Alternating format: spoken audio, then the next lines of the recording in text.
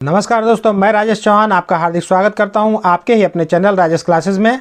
आज मैं आपके लिए एक और रोमांचक कहानी लेकर आया हूं और हमेशा की तरह आज भी इस रोचक कहानी के दौरान हम नए नए वर्ड्स की मीनिंग को जानेंगे तथा ग्रामर और टेंस को सही रूप में इस्तेमाल करना भी सीखेंगे। साथ ही वर्ड्स का बिल्कुल सही प्रोनाउंसिएशन करना भी सीखने वाले हैं, जिससे आपको इंग्लिश पढ़ना, लिखना, बोलना और समझना बहुत ही आसानी से आने लगेगा। तो मेरे साथ वीडियो में अंत तक बने रहिएगा और अगर कहानी पसंद आए तो एक लाइक ज़रूर कर दीजिएगा। तो बिल्कुल भी देर न करते हुए चलिए करते हैं वीडियो को स्टार्ट।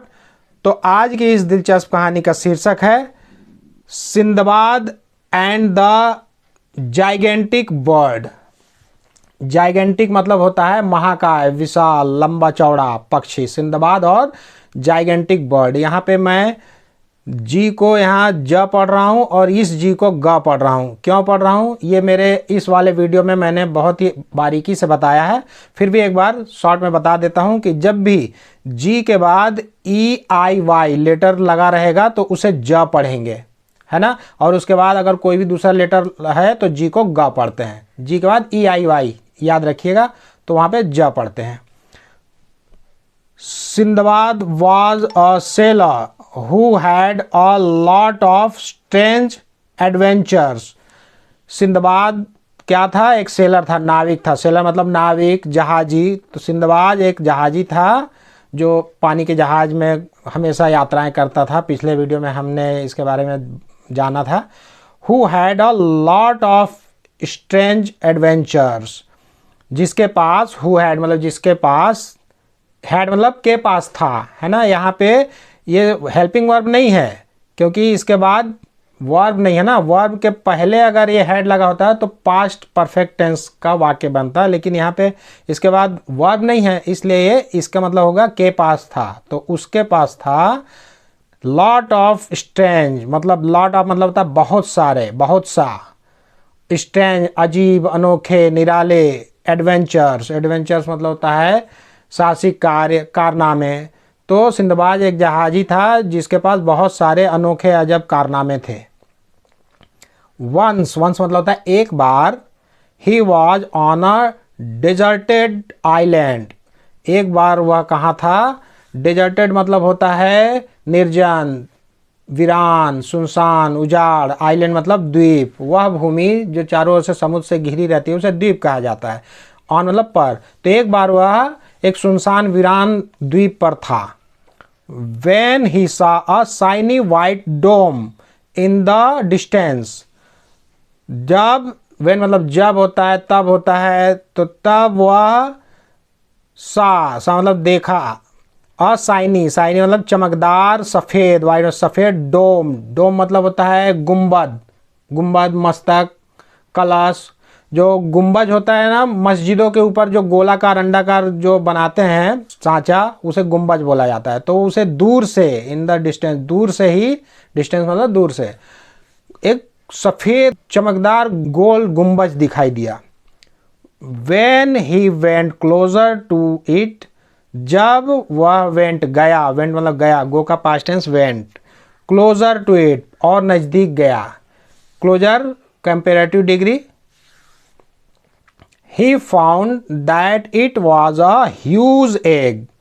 वह पाया, found मतलब पाया, कि that मतलब कि it यह था एक huge बहुत बड़ा egg अंडा, जिसे वो गुंबज समझ रहा था। वो जब पास गया तो क्या देखता है कि वो एक तो बहुत बड़ा अंडा था वो। सिंदबाद wondered, सिंदबाद आश्चर्य में पड़ गया। What bird could lay such a big egg। What bird कौन सा पक्षी है जो सकता है ले, ले मतलब होता है अंडा देना। तो यहाँ पे अंडा देना के अलावा ले का और भी मतलब होता है बिछाना, लिटाना, गिरा देना, गाड़ना। लेकिन मैंने बताया था ना कि जब भी हम कोई वर्ड का जब हम मतलब निकालेंगे तो वो जो वाक्य में जो प्रयुक्त हुआ है, जिस वाक्य में, उससे उसका क्या रिलेशन है। तो यहाँ पे बर्ड है तो इस ले का मतलब हो गया अंडा देना। तो वो सोच रहा था कि कौन सा पक्षी है जो ले सच, सच मतलब ऐसा, इतना, इतना बड़ा, अ बिग एग, इतना बड़ा अंडा दे सकता है। वो आश्चर्य में पड़ गया। वो सोच रहा था कि वो ऐसा कौन सा पक्षी है जो इतना बड़ा अंडा दे सकता है।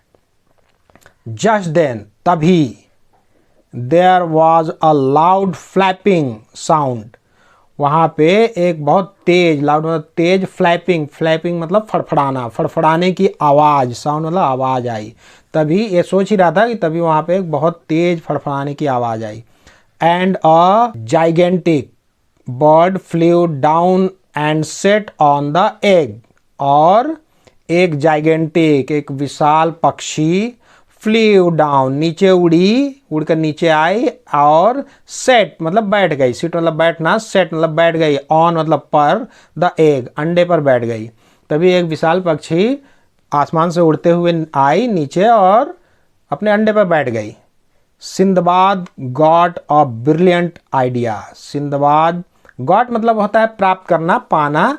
तो यहाँ पे हम ये कहेंगे कि सिंदबाद ब्रिलियंट, ब्रिलियंट मतलब होता है शानदार, प्रतिभावान, कुशाग्र बुद्धि वाला, आइडिया मतलब तरकीब, विचार। तो एक शानदार विचार आया उसके पास, उसके मन में एक शानदार विचार आया। He quietly went and sat closer to the bird's leg.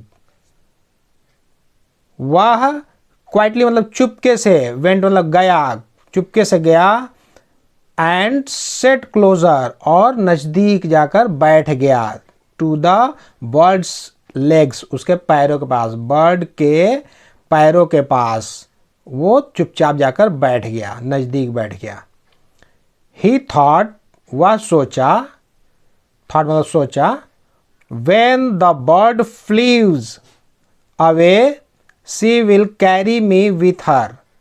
जब, व्हेन मतलब जब पक्षी उड़ेगी, she will carry me with her, वह मुझे कैरी ले जाएगी, कैरी मतलब ले जाना, वह मुझे ले जाएगी विथ हर अपने साथ। जब वह पक्षी उड़ेगी तो मुझे भी अपने साथ उड़ाकर ले जाएगी। Just as he had hoped, जैसे उसने उम्मीद किया था, जैसे उसे आशा थी। यहाँ पे डी को टी पढ़ रहे हैं। The bird flew off early the next morning.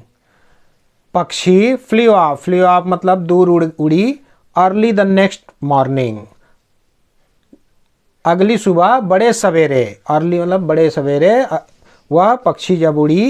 And Sinbad held the birds feet, और सिंदबाद हेल्ड मतलब थाम लिया, पकड़ लिया, द बर्ड्स पक्षी का पैर, पक्षी के पैरों को पकड़ लिया था जब वो उड़ी तो अगली सुबह।